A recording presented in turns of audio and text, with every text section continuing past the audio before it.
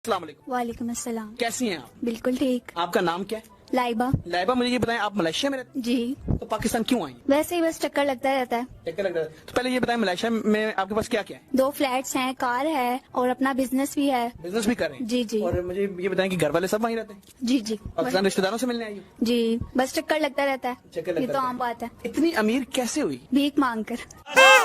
ये पक्की बात है? जी जी। ये आप क्यों इतना सच जो है अब बोलने के लिए आपने कहा मैं सच बोलूंगी? देखें, सच तो छुपा नहीं रहता, बताना चाहिए ना अपने बारे में, अपनी पहचान बतानी चाहिए कि आप कैसे अमीर हुए, क्या किया।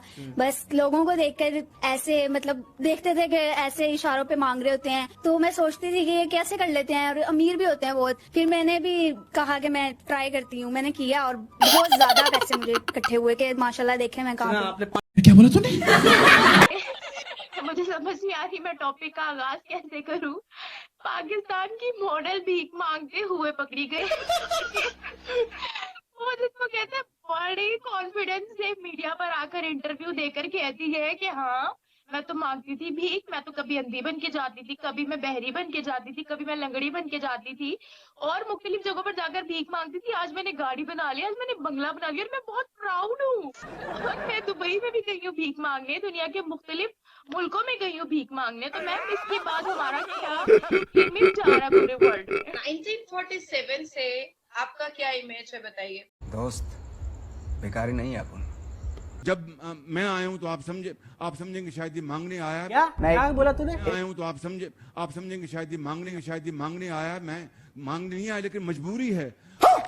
साल में ये पैसे? जी जी। तो उधर देख के जरा ये बताएं कि भीख मांगती कैसे थी, क्या बहाना करती थी, क्या सारा करती? ना बीना बनकर, हाथ में किताब पकड़कर और हर किसी को अपनी झूठी कहानी बतानी कि मेरे घर वाले बहुत गरीब हैं और मैं सिर्फ एक ही हूँ, घर चलाना है, मेरे अब्बू बीमार हैं, वो कोई काम नहीं कर सकते, बस इस तरह की कहानियाँ बतानी उनको।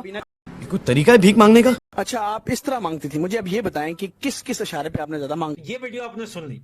ये एक नाजुक कली लाइबा हसीना जो है वो मलेशिया की सड़कों पे भीख मांग के इसने 2 फ्लैट खरीदे हैं, एक गाड़ी खरीदी है और पाकिस्तान जो है वो यहाँ पे आती है, यहाँ पे पैसे उड़ाने और पाकिस्तानियों को दिखाती है कि आओ भाई आउट ऑफ कंट्रीज जो है वहां पे भीख मांगो, और प्रमोट भी करती है और सर ऊंचा करके ये लोग बताते भी है। और बताया क्यों ना, ये लाइबा का कसूर नहीं है। लाइबा क्या करेगी बेचारी, जब प्राइम मिनिस्टर इनका जाके दुनिया के आगे कटोरा हाथ फैला के भीख मांगता है। बात तो सही है। दौड़ना तो पड़ता है। कभी तुर्की से भीख मांगता है, कभी यूएई से मांगता है, कभी सऊदी अरबिया से मांगता है, कभी कतर, कभी मिस्र, कभी लंदन, कभी अमेरिका, कभी जापान, कभी ऑस्ट्रेलिया। जब वो वहां पर जो है बोरा हाथ में या कटोरा सर पे रख के वहां पे जाके भीख मांगते हैं, तो फिर ये नाजुक करी लाइबा जैसी लड़कियां तो भाई इनका तो जाहिर बात है वो सर उठा के बताएंगी कि हाँ यार हम तो भीख मांगते हैं। गड़बड़ है, असलियत कुछ और है।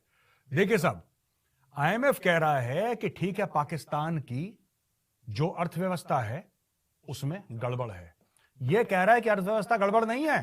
पर कैपिटा डेट, जो पर कैपिटा डेट होती है पाकिस्तान की, वो 2011 से 2023 तक 12 साल के अंदर 36% बढ़ गई है।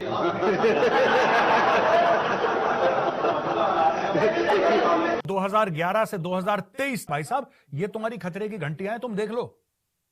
तुम भागोगे, जमीन कम पड़ेगी। मैं आपको और बताऊंगा, ये लोग कह रहे हैं ना कि मसीहा आ जाएगा, इमरान खान आ जाए, सब ठीक कर देगा। आपने सबसे पहले घबराना नहीं है। मैं उसके ऊपर भी आऊंगा, मैं आपको कुछ डेटा बता दूं। ठीक है भाई साहब, हर एक बच्चा जो पैदा होता है पाकिस्तान में, जिस दिन पैदा हुआ उस दिन उसके सर पे 3,21,341 रुपए कर्ज चढ़ जाता है। यानी कि लगभग आप ये लगा लीजिए कि 3.25 लाख रुपए, बच्चा पैदा हुआ 3.25 लाख रुपए कर्जदार हो गया वो। और इनके सियासतदान देख कर्ज यहां से ले आओ, वहां से ले आओ, आईएमएफ तुम भी ले आओ, चाइना तुम, इनको ये नहीं पता कि तुम्हें वापस भी देना होता है। मुझे याद है किसी अमीर आदमी के बेटे को, बिगड़ैल बेटे को, 14-15 साल के बेटे को आपने क्रेडिट कार्ड दे दिया और वो स्वाइप करे जा रहा है। उस बच्चे को यह अकल नहीं है कि बेटा तेरे बाप को वापस करने पड़ेंगे पैसे। ठीक देखा आपने लापरवाही का नतीजा है। ठीक है, बाप अमीर है, 1 महीना झेलेगा, 2 महीना झेलेगा, 3 महीना झेलेगा, कभी तो बाप पूछेगा कि तू कर क्या रहा है, पढ़ाई वढ़ाई नहीं करता, नालायक आदमी, नंबर तेरे 0 आ रहे हैं। ठीक है, 10वीं क्लास में 10 बार फेल हो चुका है तू, और देश शॉपिंग चल रही है मेरे क्रेडिट कार्ड से।